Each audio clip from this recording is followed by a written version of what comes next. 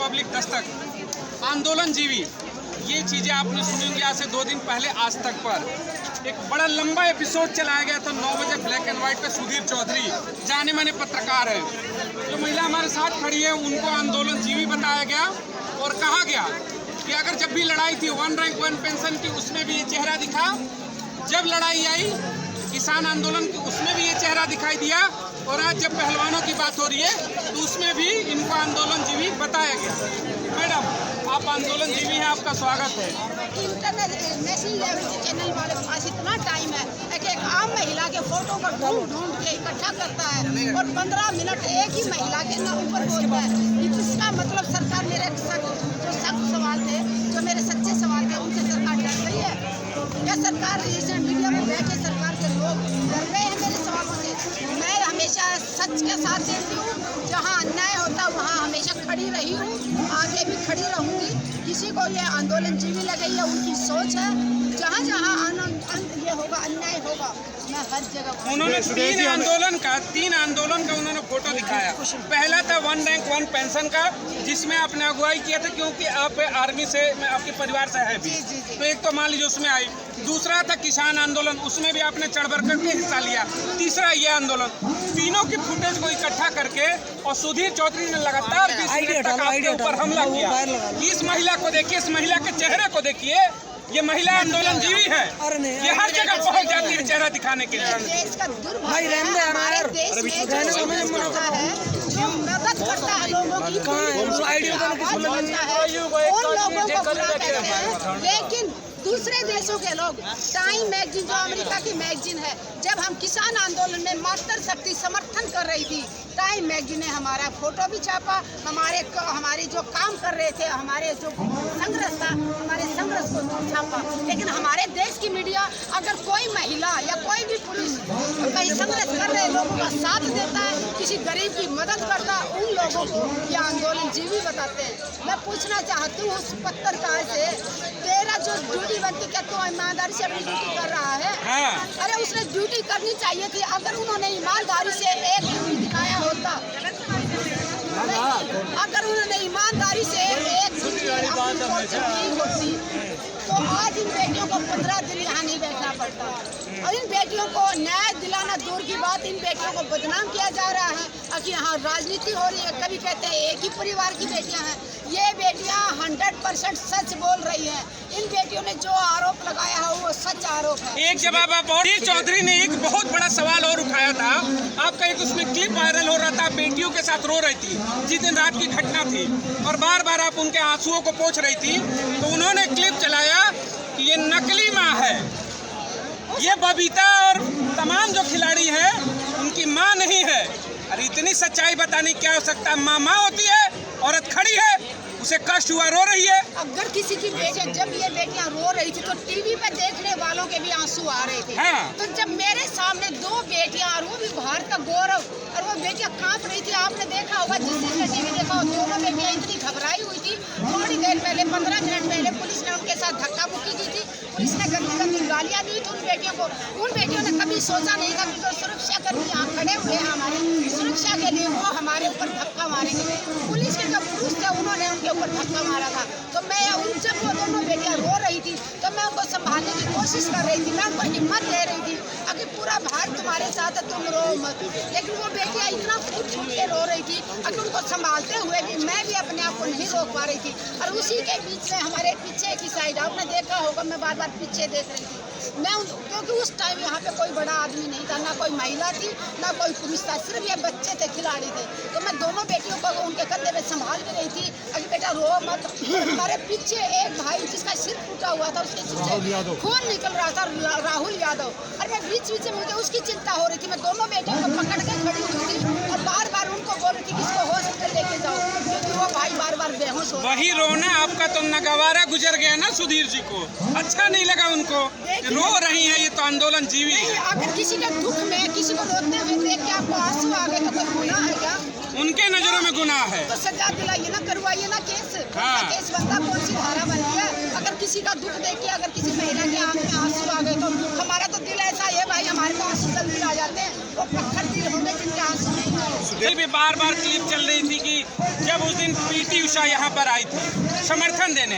एक बाइट आपकी चलाई जा रही कि आपके पास से गुजर रही हैं और आप चंद शब्द कह रही कि बेटियों के सम्मान में इतना लेट क्यों, लेकिन उसे दिखाया जा रहा है कि देखो देखो ये आंदोलनजीवी महिला ने अपमान कर दिया पीटी उषा का, भगा दिया, दौड़ा दिया। जिन्होंने जो झूठे आरोप लगाए हैं कि मैंने पीटी उषा का अपमान किया या पीटी उषा को धक्के मारे या कल गालियाँ दी, उनके ऊपर मैं मानहानि का दावा का केस भी कर सकती हूँ। क्योंकि मैं जब इतने नेशनल चैनल वहाँ खड़े हुए थे, इतनी सारी पुलिस खड़ी हुई थी और पीटी उषा जी के साथ एक ऑफिसर आए थे वो भी वहीं खड़े थे, एक महिला उनके साथ आई थी वो भी वहीं खड़ी थी।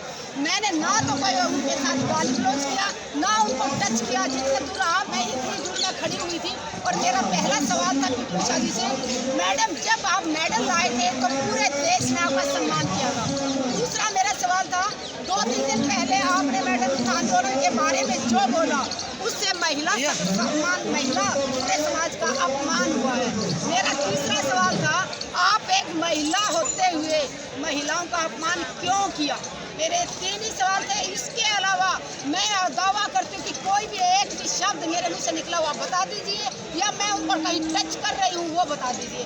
मैं एक आर्मी ऑफिसर की पत्नी हूँ, अनुशासन में जानती हूँ, अनुशासन में रहते हुए कभी किसी के अपमान की मैंने कोई बात नहीं बोली ना किसी का अपमान किया।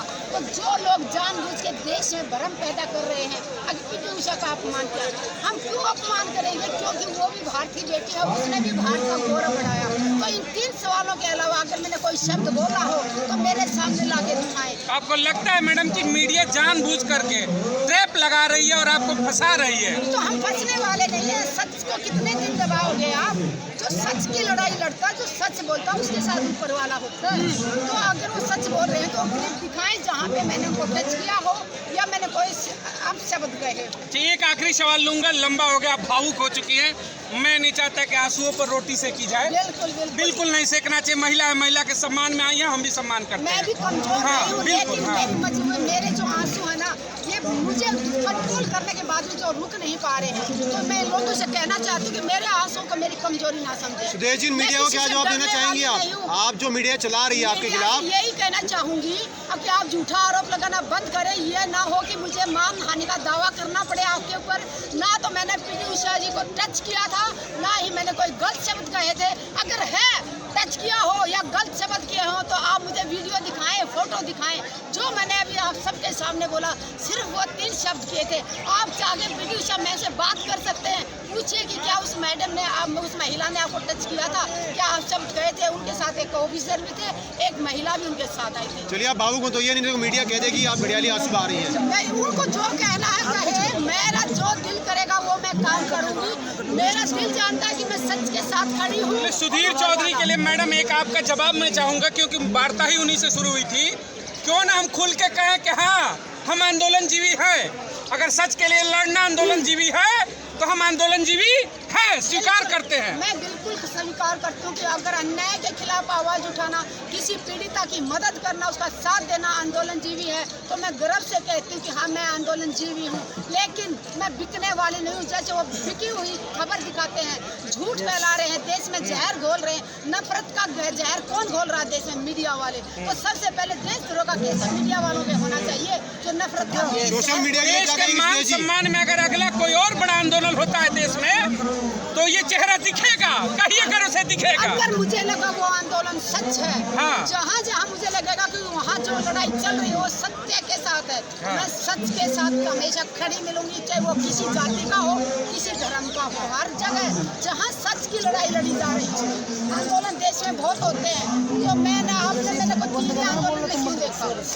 आंदोलन अगर देश के सैनिकों की विधवाओं को न्याय दिलाने के लिए अगर मैं 810 दिन रिले अगर स्ट्राइक कर सकती हूँ, एक टाइम खाना खा सकती हूँ, लगातार सुबह से लेकर शाम तक भूख हड़ताल करके रात को एक टाइम खाना खाती थी, और ये 2.25 साल तक लगातार ऐसा चला। होली दिवाली मेरी ये मंच पे बनी, 3 करवा चौथ थी जिसमें पानी की बूंद भी नहीं पीनी थी, तब भी मैं फौजी भाइयों के बीच में सुबह से शाम तक बिना पानी की बूंद पिए 3 करवा चौथ में मैं यहाँ बैठी हूँ। 11 दिन तक मैंने अमरनाथ इलेक्शन किया था, जिसमें 2 हवलदार जो 65 साल के थे, 62 साल का 65 साल का, वो भी मेरे साथ बैठे हुए थे बंगला नंबर 5 के सामने जंतर मंतर रोड पे, और जमीन में यहीं सोते थे, यहीं बैठते थे।